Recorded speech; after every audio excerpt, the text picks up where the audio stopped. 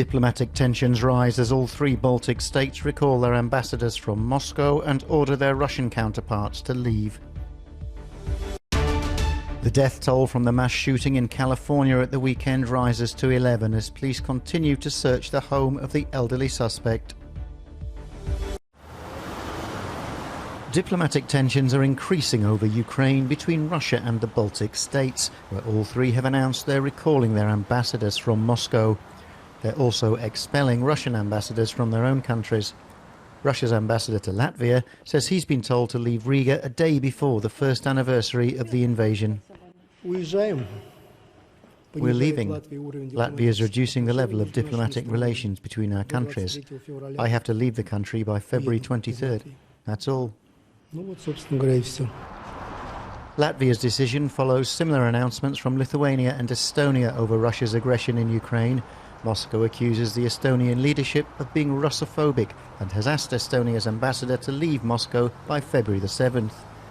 Meanwhile, Russian Foreign Minister Sergei Lavrov has met with his counterpart in Pretoria, South Africa, a visit that sparked criticism against the backdrop of the war.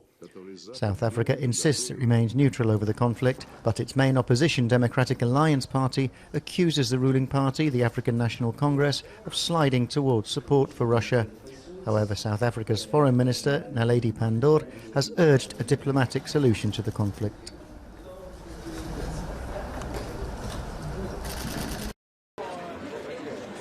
Berlin is not stopping other EU member states from sending German-made Leopard 2 tanks to Ukraine. That's according to the bloc's top diplomat, who spoke following a meeting of foreign affairs ministers in Brussels on Monday, where he also reiterated the EU support for Kiev.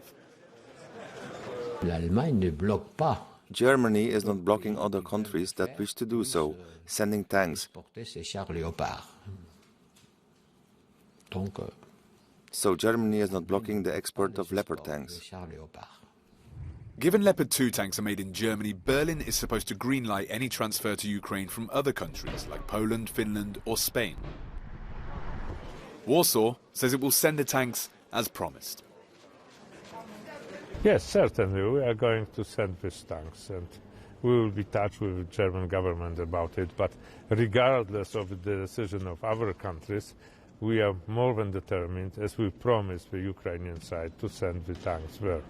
But Germany is still stalling on sending tanks from its own reserves. And despite acknowledging how important these weapons are, German Foreign Minister Annalena Baerbock dodged questions by reporters in Brussels. Unterstützung und dem Recht auf Selbstverteidigung der Ukraine. Vielen Dank. A political consensus was also reached by all member states on a seventh tranche of money from the so-called European Peace Facility. This includes a €500 million military aid package and an additional training mission for Ukrainian forces worth up to €45 million.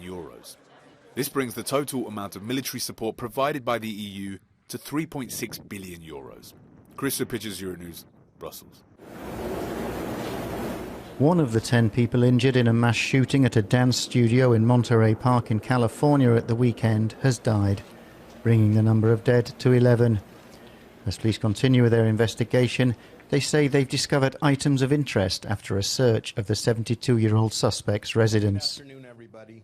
We recovered one .308 caliber rifle, numerous electronic devices such as cell phones, computers, etc. Items that lead us to believe the suspect was manufacturing homemade firearm suppressors.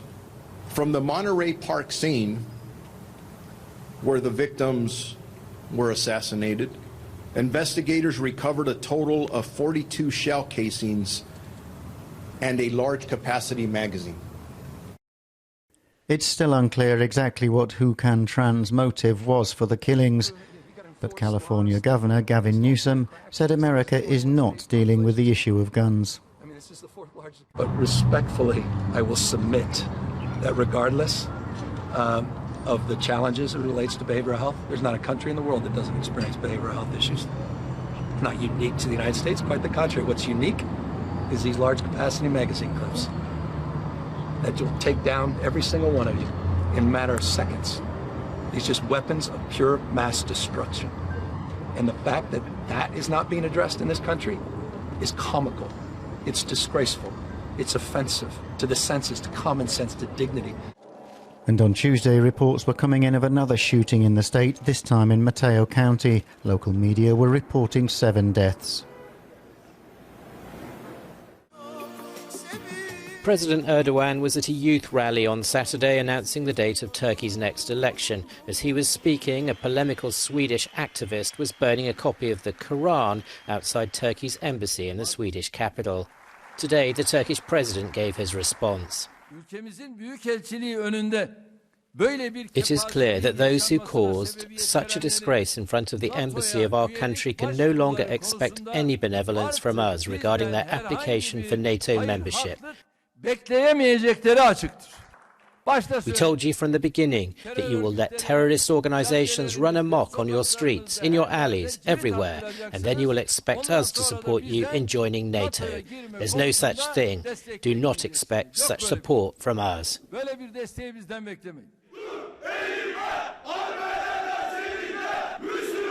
That anger was also reflected in protesters outside the Swedish consulate in Ankara. The provocative demonstration in Sweden only drew a small crowd, but it was the authorities' decision to allow it to go ahead that infuriated Turkey, triggering a major diplomatic rift.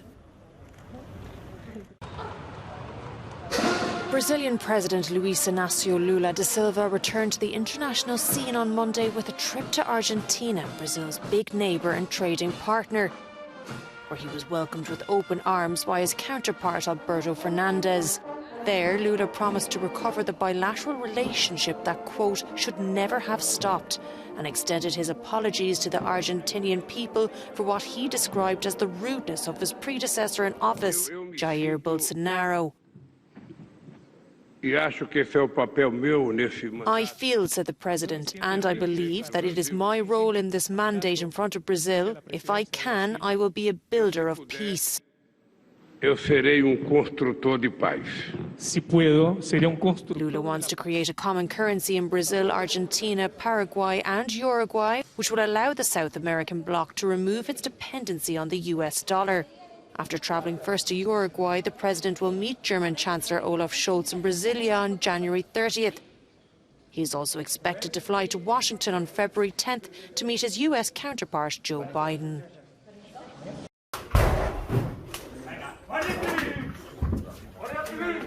Smashing a counterfeit cigarette operation in Spain, the Guardia Civil, working with Interpol, found 3.5 million packets of illegal tobacco valued at €17.5 million.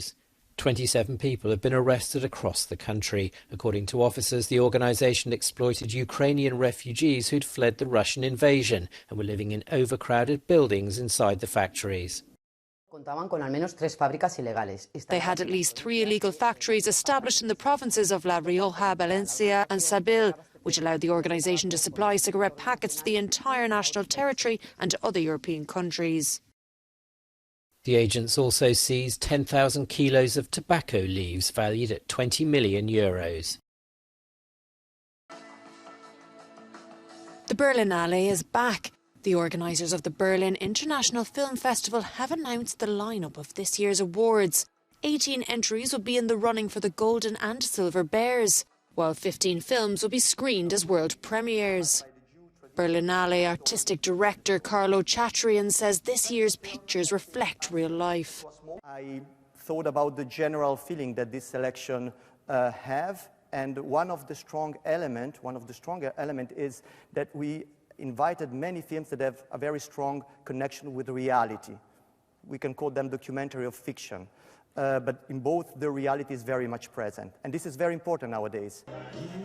US actress Kristen Stewart will be bringing the Hollywood glamour as president of the international jury. Director and Oscar winner Steven Spielberg is also expected to attend.